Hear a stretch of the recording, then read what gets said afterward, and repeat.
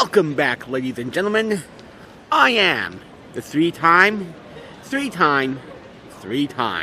Naboxed award-winning Naboxed. And I am here at FanExpo. Day 2, Sunday. I'm only doing the one day this year. I have this thing called a job, so I'm not always able to do the 3 days. But nevertheless, someone has to cover FanExpo Vancouver. Ash Ketchum, could you tell us who has to do it? Naboxed, I choose you! I told you last year I paid for that. I am going to be using it. So, we're about 30 minutes from opening. The VIPs get to go in first, but it's about 9:30 almost now, so they get to go in first. I'm sitting here waiting for a few more minutes, which is fine by me. I can wake up a little bit. Just you can probably guess by my fat ass already down to Pepsi. Hopefully I get the caffeine going, and well, we'll see how the day goes, and hopefully we'll come across some fun stuff and something interesting. So let's find out where it goes. And we're in. So you actually had to go through the ballroom upstairs in order to come in, and already looks like it created more space, which I'm more than happy about. So again, I'm here like first thing in the morning, so obviously lots of people still have to come in, so you're not getting quite the you don't get quite everyone's still sleeping in. They're probably rolling around maybe 11 or 12. So look around. This is the celebrity alley where you can get things like autographs. I have a couple things that I could get autographed if I wanted to. I just want to make sure I'm not blowing my budget. So, gonna go check the panel schedule and see what tickles my interest. Okay, so there's a guy here, Captain Cannabis. I've seen him actually at quite a few fan expos, but this year he's going to be telling me, and hopefully you'll be interested in something a little bit different that I haven't seen yet from him. It's called Rock and Roll Behind the Scenes. So if you're talking about it. Yeah, okay, so Rock and Rule was a feature film made by Nelvana, who are more recognized by the children's stuff, Care Bears and all of that. But before they went into the TV stuff, they were focused on doing high-quality Disney-level adult animation. So they wanted to basically do Disney for adults. And the big feature that they were working for was called Rock and Rule. Rock and Rule, we had Debbie Harry and Lou Reed, Cheap Trick, Earth, Wind and Fire as the musical talent. So it was like big names behind the music. And I came in and was the layout artist on the film. So I was there until about right into Act 3. So about 3/4 of the movie, I was involved basically with putting all the backgrounds together, character poses and whatnot. So what I've done is collected together all of my old production artwork, and I'm offering it to people as Kickstarter rewards for a Rock and Roll behind the scenes. So the behind the scenes is a video. I'm actually connecting with a bunch of people that worked on the film. I'm doing interviews with them over video, and we're going to put together sort of the definitive it was really like to work on Rock and Roll.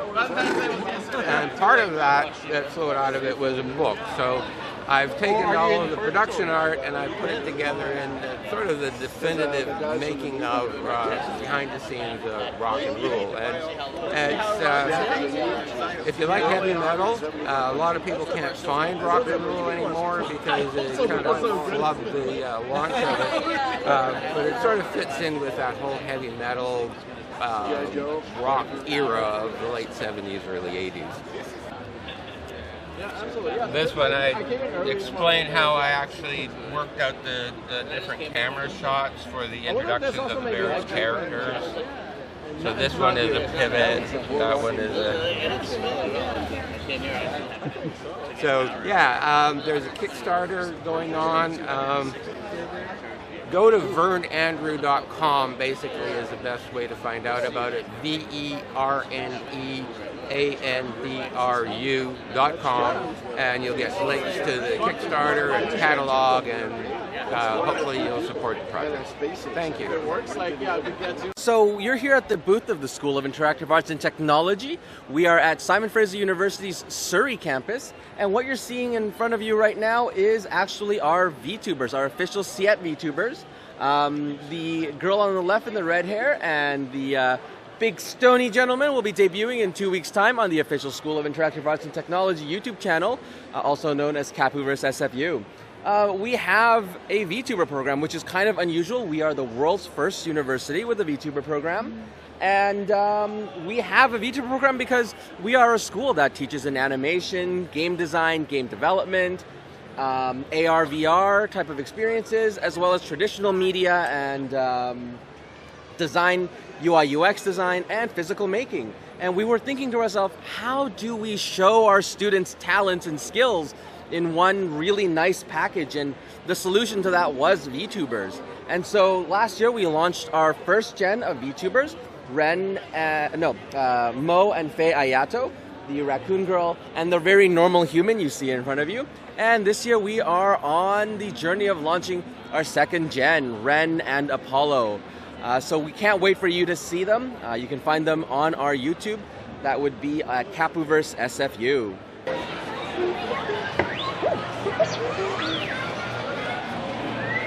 This morning we have Mog Park, Don McTeague, Fran Delgado, and Becca Kinsey, who will return right here. So what this panel is about is you get to meet these artists, and they will be drawing free sketches for you today as time permits. Okay, so why don't we get that started? Does anyone know Final Fantasy VI? What would you like? Which do you know? Which one do you want? My first choice would be the man who can suplex a train, 7. What? That's very specific. Man in what? Could write it down, please? No, I don't know that one. 7 Figaro. What? What's his name? S-A-B-I-N. S-A-B-I-N. Yeah, it's for Dusty. What's the beat? It's so good. You mean Sabine? You have it? You mean Sabine? Thank you. Are you talking about Sabine Rene Figaro? Yes, that's the one. Okay. Ah, okay. I can take another. Okay. Steampunk. But let's get to know who these artists are. So, Maude, can you tell us more about yourself? Hello, thank you so much for showing up here. I really appreciate it. I hope you guys are having a good time. My name is Mog Park. I'm mainly a illustrator. So I used to work for what do you call TV, Hollywood TV. HBO Game of Thrones is what she's trying to throw out there. And comics, book illustration, game design, you name it. So I'm pretty versatile. I'm her husband. So she currently works on Ruxy Vampire, Snowpoa, and then she's also the regular variant artist for Man of Many Shadows and Spectres and Sabanian. If you would like to check those out, you can see her in Artist Alley at table A35, and she is taking commissions, and you can see the rest of the artwork that she has there. Okay, so that brings us to Don McTeague, who is fresh from Swornfest. Tired. Yeah, busy week, and she's got the whole year left to do still. Tell us about yourself, Dawn. My name is Dawn McTeague. I work in comics. Mostly I'm a cover artist. I've also done some interior pages for Harley and Her Gang of Harleys issue 5. I've done variant covers for Marvel, DC, Image, Dark Horse, Dynamite. Right now I also have a co-created series called Divinica that's about goddesses, time travel, post-apocalyptic mythology. It's wild. It's written by J.P. Roth. I do all the art and painting for it.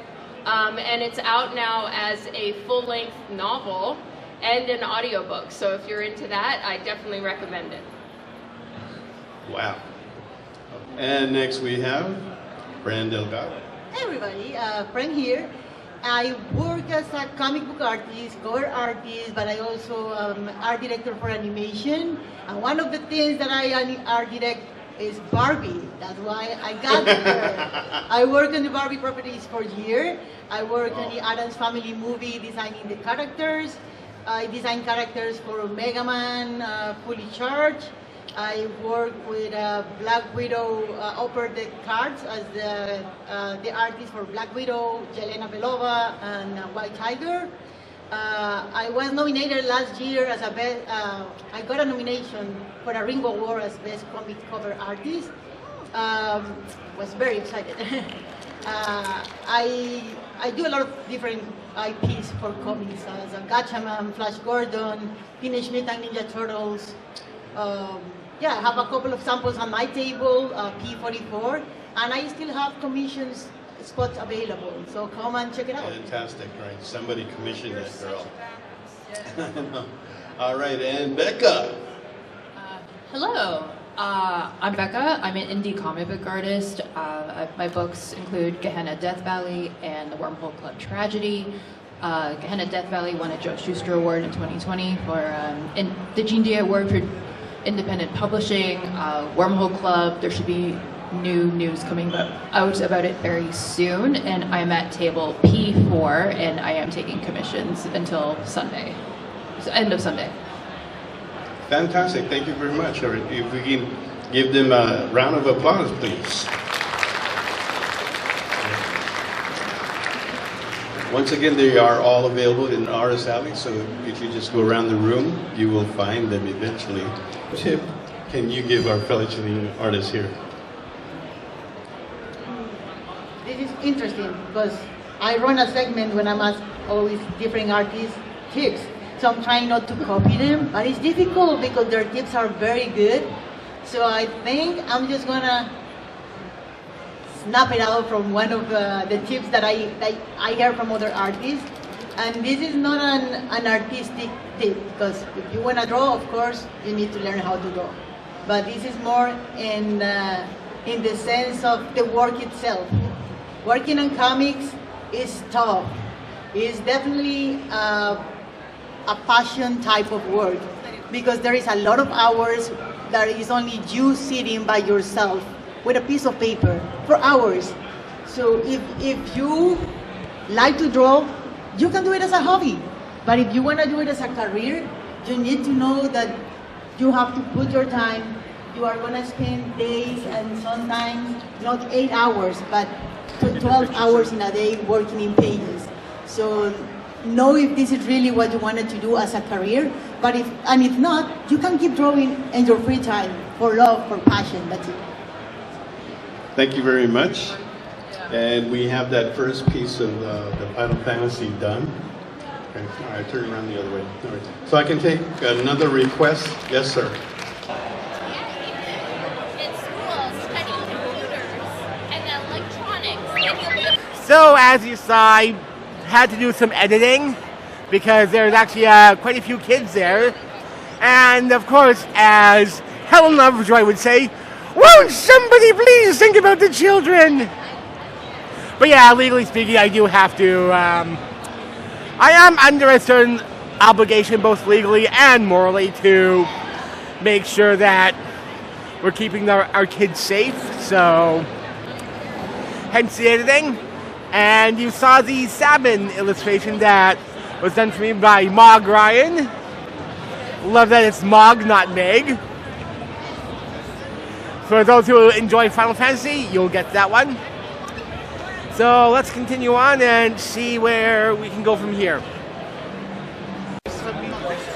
Ladies and gentlemen, It's school time. Sure. You can flip. We can flip it around, and you can see me. Oh, yeah.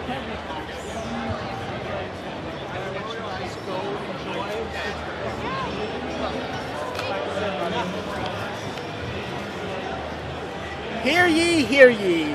For services rendered unto the realm, this scroll entitled to bear to one scian dub.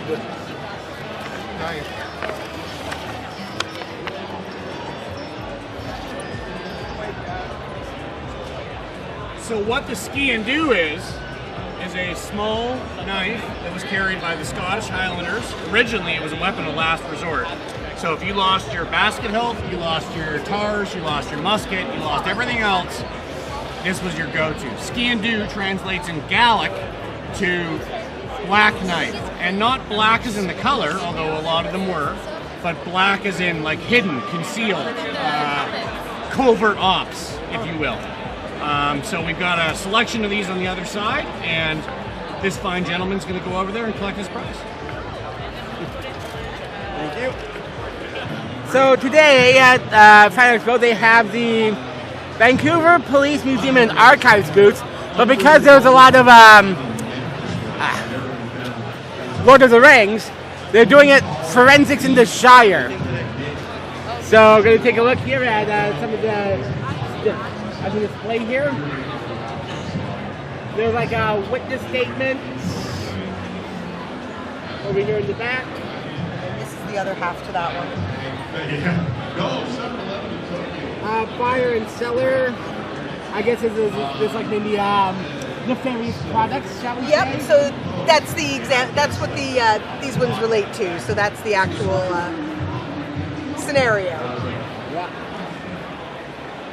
And my question was like, I will not do business with you if you use that. And then if you want to see what the answer is, we use the wizard light. And then the wizard analysis. So this one relates to the idea that someone has come forward and said that 2 generations ago, one of your family married into mine. So I have a claim on this estate that's up for grabs. But the family thinks there's something wrong with the family tree that person provided as proof. So they asked us to assess it and get back to them and let them know whether or not we think it's legitimate or not. Okay, and welcome. Hello, everyone. Welcome to yet another panel, another day of Vancouver Fan Expo. Is everyone having a good time so far? Yeah! Yeah! Love this energy. Welcome to the Comics Corner / Artist Alley panel. And today I have 2 very special guests from you. I'm going to start with just introducing them names, and then I'm going to get them to introduce themselves a little bit better. But first and foremost, just so you understand how the panel works, I'll introduce themselves, we'll start a conversation, I'll have a ton of questions for them. About partway through, I'll open up the mic to audience questions. At that point, you can line up behind this mic here, and I'll point out a time when you can talk and ask those questions of them. They love to talk, especially Melissa. So I was kidding! I'm relying on you. Yeah, Melissa, you're carrying this conversation. You made a mistake telling me, so we'll go from there. Okay, but first and foremost, I'm going to start with, on my left here, I have Darcy. Darcy, you want to tell the audience who you are and what you do in comics? Yes, my name is Darcy. Darcy Van Poelgeest, and I'm a writer. I've written several series for Image Comics. You want to give us some of those titles? Yeah, Little Bird was my first book, which came out in 2020, and it won the Eisner Award for Best Series. Woo! So that was quite a way to kick off a career. And so that opened up a lot of doors, and I wrote a series for Critical Role after that, which was published through Dark Horse. Any Critical Role fans? Any chance out there? Sweet! And then I wrote a series for Boom Studios called Lotus Land, which is a sci-fi noir that takes place in Vancouver, which is where I live. This is my home. And my most recent book is called Precious Metal, also through Image Comics. Oh, amazing. And they will be available at your table, correct? Yes. And I'm at the other end, and anybody that comes and says that they have endured this conversation will get 10% off anything at my table. How about that? Wow. Okay. Are you going to get that in writing for later when I come pick up books from you? It's free for you. Oh, excellent. Thank you. All right, Melissa, tell us a little bit about yourself, what you do in the comic book world, and maybe even a little bit how you started, because you've done quite a lot. Sure. Hi, everyone. My name is Melissa Flores. I am most known for my work with Power Rangers. I was a development executive and producer for Power Rangers for about 10 years, which is how I got started in writing. I was anything that had a story around Power Rangers that catered to a little bit of an older audience, I basically was involved with. So that meant video games, TV shows, movies, publishing, and comic books. So when I left Power Rangers after 10 years, I'm going to go move back a little so you don't get on my P's. I started writing on my own. So one of those avenues was comic books, and so I have a creator-owned series for Image called The Dead Lucky, which is part of a superhero universe called the Massiverse. I also started writing Mighty Morphin Power Rangers for Boom Studios. Since then, I've written for Oni Press, for Mad Cave a little bit, for Marvel. I did Spider-Gwen. I wrote some Spider-Man and a couple other characters. And yeah, that was kind of how I got started. I'm still going. Currently, I'm working on Power Rangers Prime. I did Biker Mice from Mars, some EC Comics, and some fun stuff I can't really talk about yet. Excellent. Yes, so for any questions that involve NDAs, they will not be allowed to talk about them, so they will not be on the allowed question list, just as a heads up. If they cannot answer, they will not answer. What kind of advice would you give people who are just starting as a comic book writer, but they don't know anything about collaboration? They don't know about the letterers, the editors, the artists, the panels. There's so much they don't know. So what advice would you give people who are just starting out as writers to help them be better collaborators? I always say there are three things that are the key to be successful as in any sort of freelance work. And the number one is to be good. You don't have to be the best, but you have to be good, which means, and those are skills you can develop.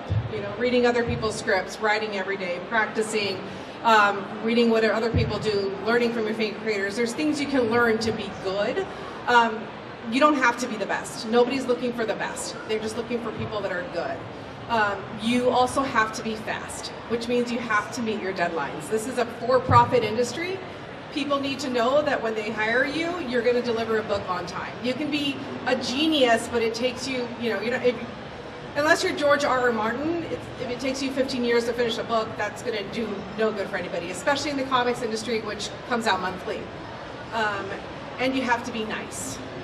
You have to recognize, especially when you're doing licensed work, that sometimes the notes are going to be silly, and sometimes you're not going to understand them, and you have to really be open to not feeling super personal about it, and coming through and making sure that you can find the note behind the note, and finding a common ground. So if they say something really silly like, it should be, it should be this, and you have to either be open to that or find out what's tripping them up so that you can find a common ground in the middle. So it's just those three things. And not to be afraid of ask questions. The editors are there to help you. If you don't know, ask your editor. And 9 times out of 10, they'll happily answer the question because they have enough going on. They don't want to fix your work after the fact. Yeah, good. It's wonderful. Thank you, Melissa. Darcy, you want to add to that? Sure. Yeah, I think the question was about collaboration, right? Yeah, how to be a better collaborator. I'm a big fan of getting in just a little bit over your head and making lots of mistakes. I think that we could give you all kinds of advice if you were someone that wanted to pursue writing, but the best thing to do is just write something, find someone to collaborate with, make a bunch of mistakes because you picked the wrong person, or they're the right person but maybe not for you, and just keep doing it. And you, like anything in life, you slowly iron out those wrinkles, and hopefully learn from your mistakes. Yeah. But also, I mean, just finding an artist that visually represents the kind of storytelling you want to be doing, I think is important too. Really good advice. I was like, what's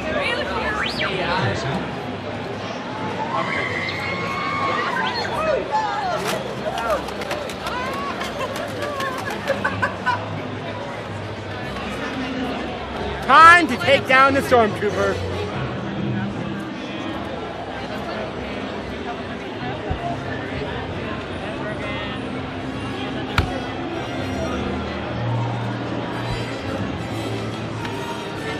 There we go.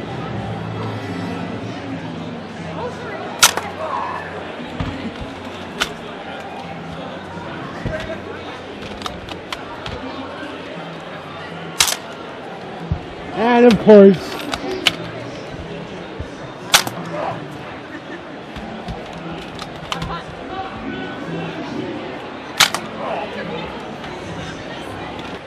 okay, so I am enjoying myself here.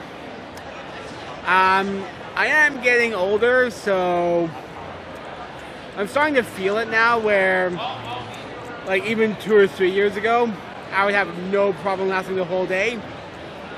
But now it's like I just did not sleep well last night, you know, having to prepare and charge everything, so I'm starting to wonder if I'm going to be able to last the whole event, because I think it goes until maybe around 6 or 7 tonight. So we'll see. We'll cross my fingers and hope that I can make it. But I did get Francois Chow's autograph. I had him autograph my Criminal Minds 10 season 10 DVD box, because he was actually in like episode 4. And that's ever since Danny Nicolette, I've sort of like wanted to challenge myself and try to find something different that they did, and if I happen to have it, boom, that's what I'm bringing. And he actually didn't even remember being in Criminal Minds. It took him a few minutes. So that's actually something I find interesting. Just to see, because Danny Nicolette, she remembered right away, because that was her first TV role, when she was like still a teenager. Whereas the Shredder, he's like now in his 50s or 60s, and the Criminal Minds season was maybe about 2014, 2015, so 11 or 12 years ago. So he, at that point, he's well established into his career. So he might not remember like every role, because that was a smaller role in Criminal Minds that he did.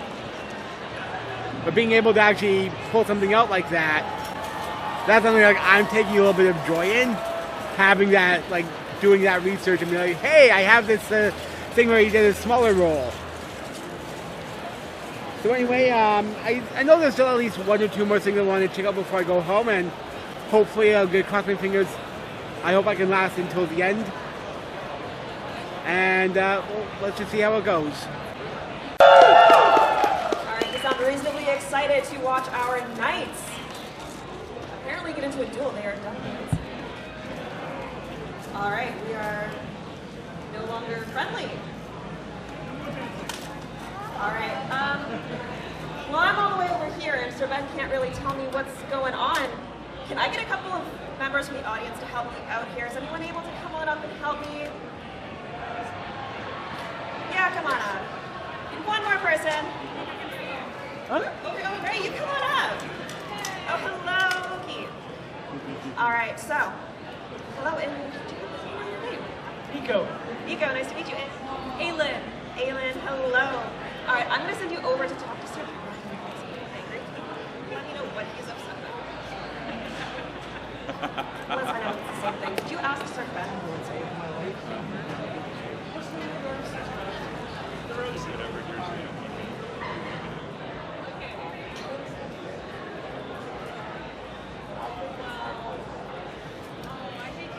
Knights are so dramatic.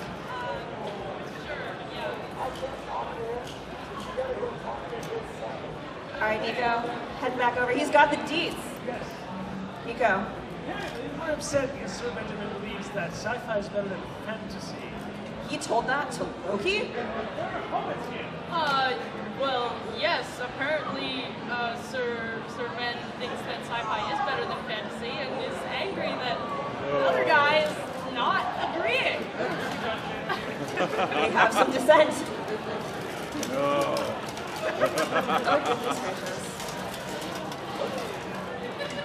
All right, well, let's keep it together. We have a lord in the audience here. Keep it together. Look at this gentleman. Sir, would you join us? I paid my taxes.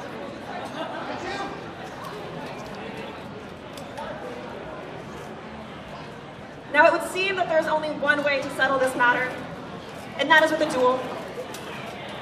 Grab his sword and twist it.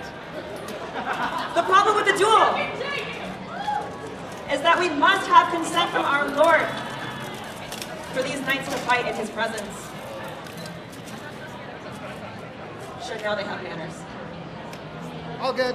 Carry on. He has consented. Thank you, my lord. I want to see a good, clean fight today. Clean. I want to see a dirty, wicked fight today. I hope you all heard him. He's looking for a dirty, wicked fight, my lord. To safety. All right, so some of you may not know what it takes to have a good, clean, or dirty fight.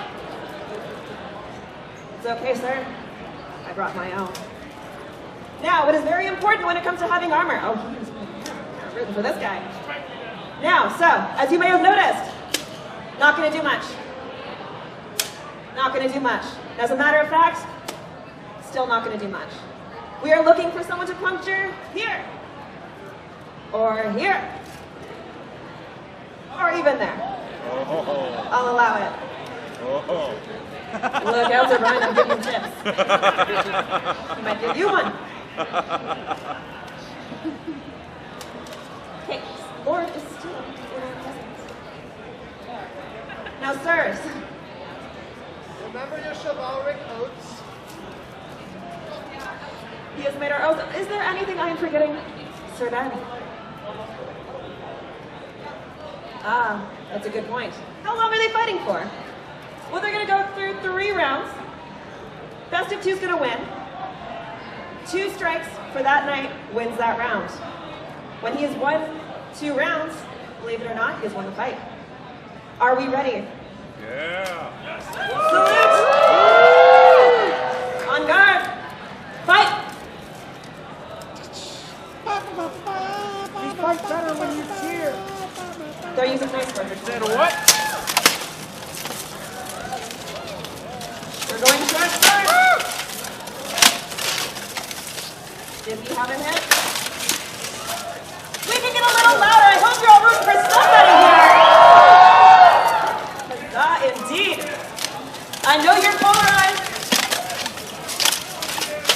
I can't see it all. I need to know who's winning or who's got a hit.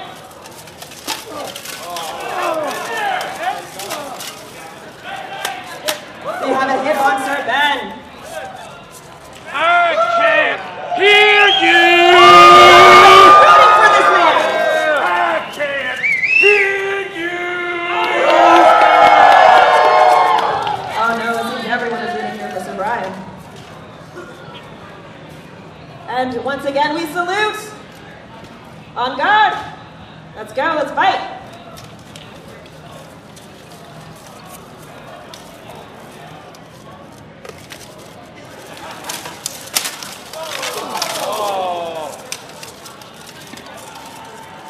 Seems like no hit. We can get some energy in here. Let's go! This is a night fight. How often do you see this?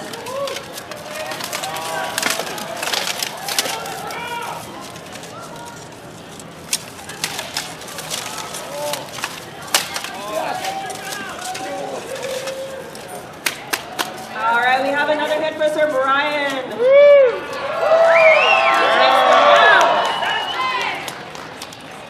For fantasy. All right, we're entering round 2. So salute. On guard. Fight. I will finish it for you! For fantasy!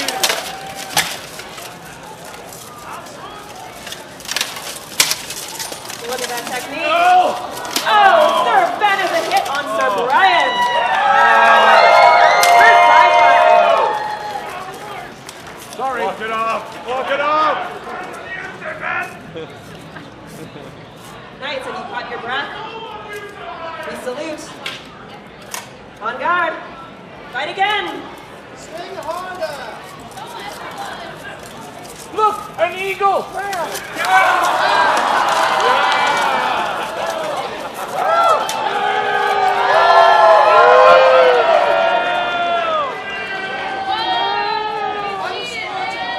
exciting. I think we're not going to count that one. Sir Brian was playing a little dirty.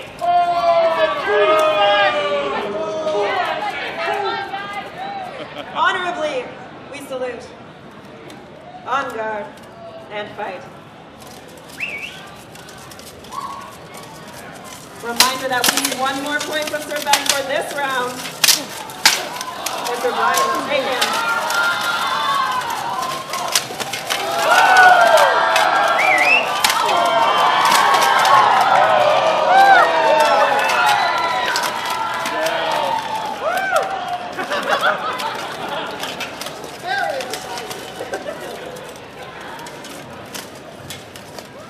I think we have a point for Sir Ben.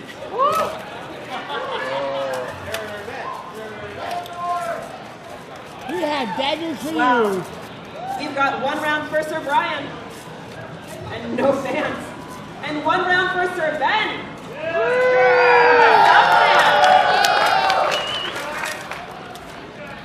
We need 2 points for one of our knights.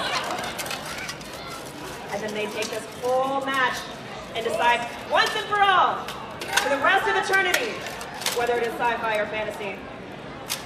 Salute! On guard! Fight!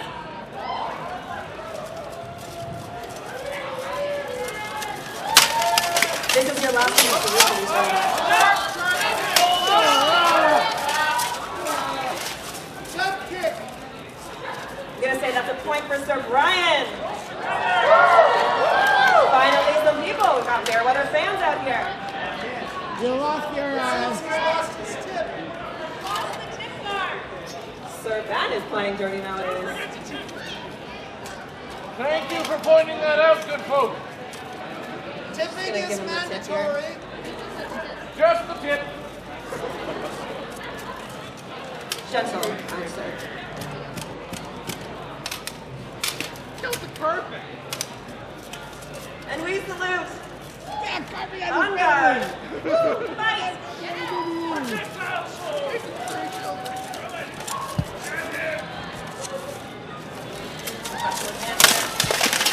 Look out because we know what's happening.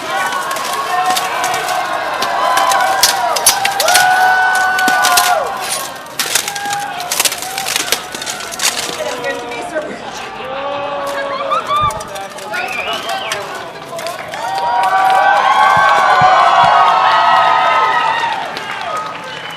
Yes, Sir Brian, you now have lost 4 times.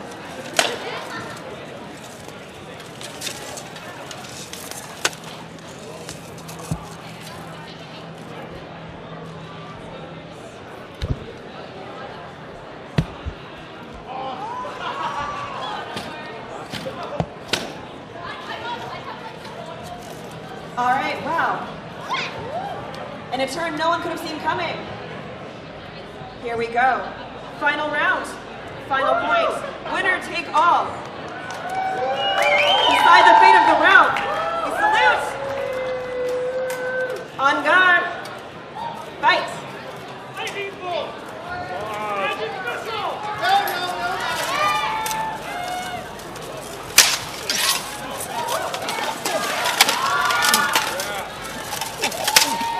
Got some fancy footwork. Got some murder hammers in here.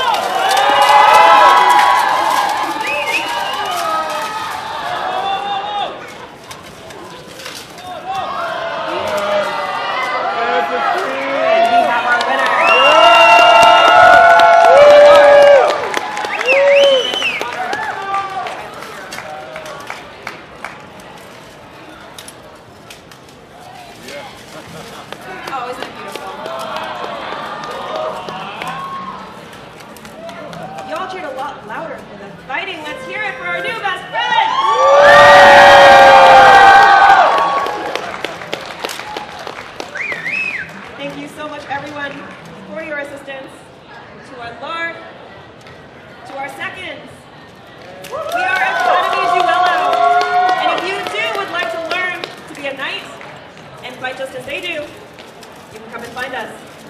Otherwise, we will be here for photos. Feel free to line up. Hey everyone, thank you so much for joining us today at this panel about crowdfunding comics. We're just waiting on Amelia. Oh, there she is. Here she comes. I'm curious, before we start, how many of you are interested in making your own comic and crowdfunding your own comic? Put up your hand if you're interested in that.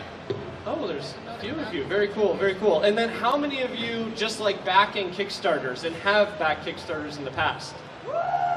There's a few. Woo! Who was that? Sam Noir? Cool. So all of us up here on stage have been involved with Kickstarters to some capacity. We'll go through everyone here. I want you all just to explain who you are, what you do, and don't just tell us about your Kickstarter. Tell us what else you do, because making comics is really hard, and it's really difficult, and you sometimes need multiple jobs or you do multiple things in different industries. So I'm very curious to know what you all do. So let's go through. Let's start at the end. Just tell us who you are and what you do. Yeah, John Fleming. I am an educator and a landlord, and I make comic books because I love the medium, and I have an obvious addiction problem. Cool, cool. Thanks, John. Hi, my name's Amelia. Well, other than comics, I went to school for psychology and marketing, which I guess helps in comics. Oh.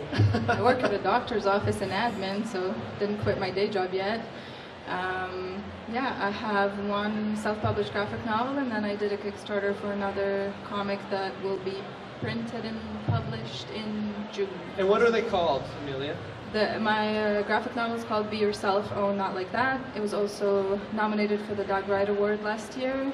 It was also first self-published debut to be nominated in that category. And then the second one's called Oriana, the Forgotten Deities, and it's a modern Slavic mythology retelling. All right, Sean. My name's Sean Daly. I have been using Kickstarter since like 2014. Whoa. I think I'm at maybe 15 books on Kickstarter so far, and it's been a wild ride watching it all come together. Comics is my full-time job. I do a lot of Kickstarting to pay rent and to make comics. And yeah, I started in music, and then eventually I didn't like that and switched over to illustration.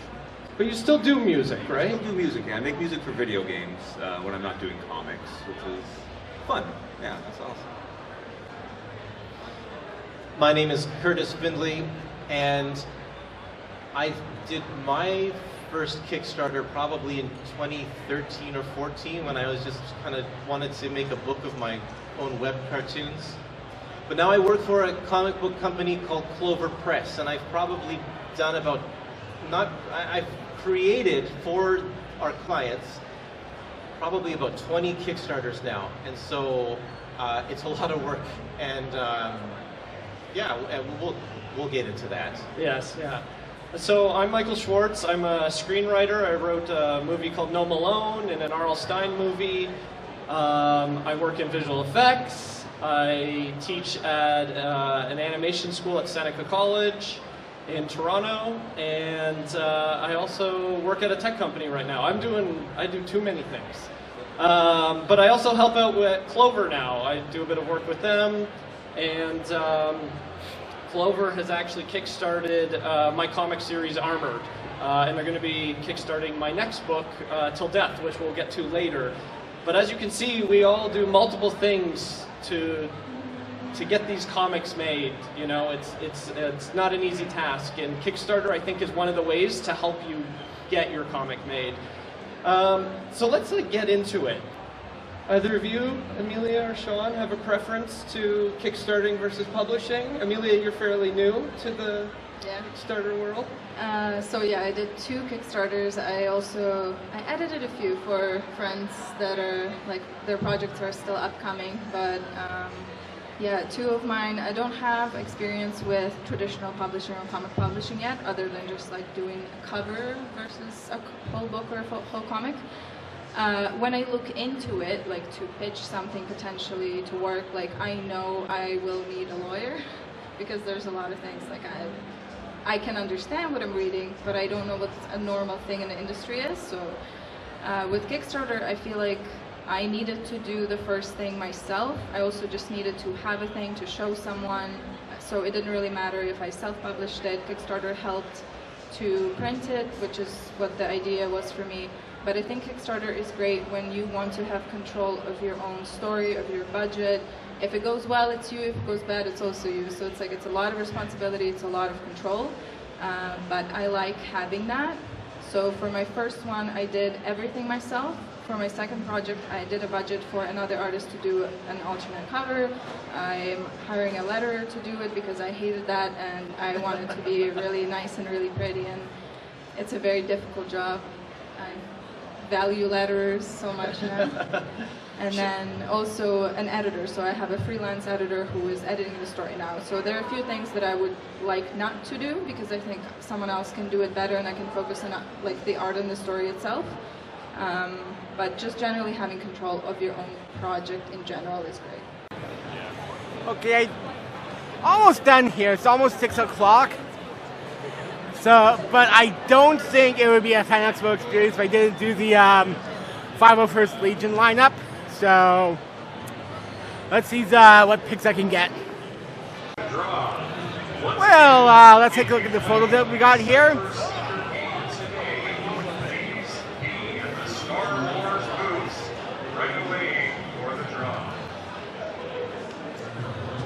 So yeah, it's like shortly after 6 now. Let me check my phone. Wait, no, scratch that's a little before 6. It's 5:58. So let's see what I can do in the final hour. And I'm going to apologize earlier for the night fight. My brain was and still is now half asleep. So I kind of didn't give. They got out of frame and my brain was just asleep, and I did not position the camera properly for one of the points.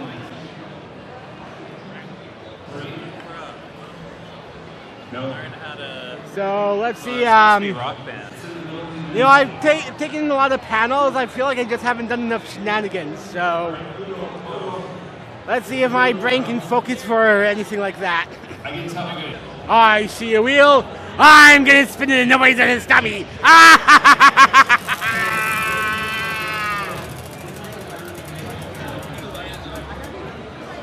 And that's on question mark.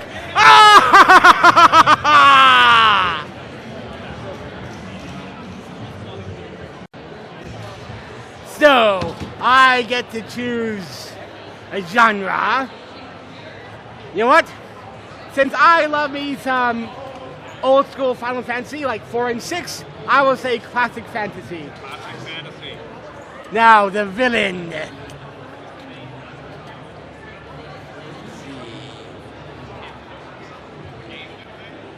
Now, you guys know that I have a Let's Play of Skyrim, so I will go with Dragon. Dragon, perfect.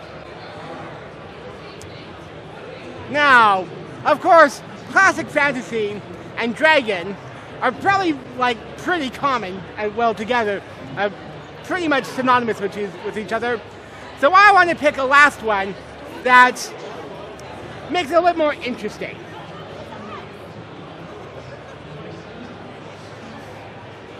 Ooh, I'm a fat guy, so I'm gonna pick soup. Soup. Dragon, classic fantasy, soup. Soup. So that's going to be, the dragon is creating a soup out of, he's stewing a human broth. And it's up to the heroes to stop the dragon, stop the soup before he goes too far. Absolutely. And there we have it, folks. A human soup created by dragons that the heroes are stopping. Axe throwing time. Oh, you know one right there?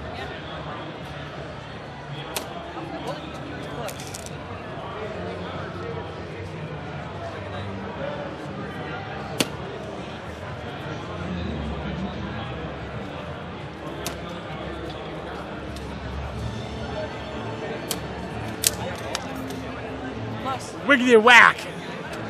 One more axe.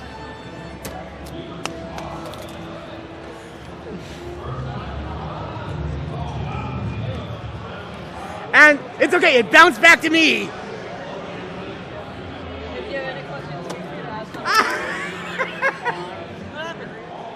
Right over down there behind you. So as I like to say, wah, wah, wah, wah. Okay, I think that might be my cue to go home, folks. My brain needs sleep. Well, folks, I think I'm done now. It's about 10 to 7. Everything's closing up anyway, so not, of course, when there's 10 minutes left, they're not doing any shows or panels. Nevertheless, I feel like it's an overall good day. It does feel nice to get back filming again. I know I have not done a lot since my mom passed. Just haven't had much ambition. There's also not been a whole lot to do either. Because even with or without my mom, there's just been a certain amount of like, I had already done so many videos anyway that it's hard to come up with something that's interesting for me too, you know? Because like if I'm not interested, then what's the point, right? So anyway, did enjoy the day. Got the Shredder to autograph a Criminal Minds DVD because he was in an episode as a doctor, so it was like one of those things where it was like, okay, a 2-minute scene, but still counts. He's in it. So it's actually kind of fun, you know. That's my challenge. So yeah, that's actually a challenge that I like to have for myself is to, like, whenever there's somebody, see if I can find something that I have. In this case, it was a Criminal Minds DVD or box set, season 10, and take it to them and have them sign that instead. Because like that actually came to my mind a few years ago with Danny Nicolette when I brought the Family Matters DVD, and that was like one of her first. That was her first televised role. So she was like. So you had like she thought it was like phenomenal that I had that. So it's just fun to see who's. I'm an exhibitor. Yeah, they have to tap us out. So I got that signed. I got I won the Scottish Dirk as part of the scrolls at Dark Age Creations. Wow, I actually remembered that. Let's see. Who else? Oh, what else did I? You know, caught a lot of panels. So I hope you enjoyed what I got. So, and if you like what you see, comment down below. Like the video, subscribe, share it. And you know what? Thank you for watching. Bye, everyone.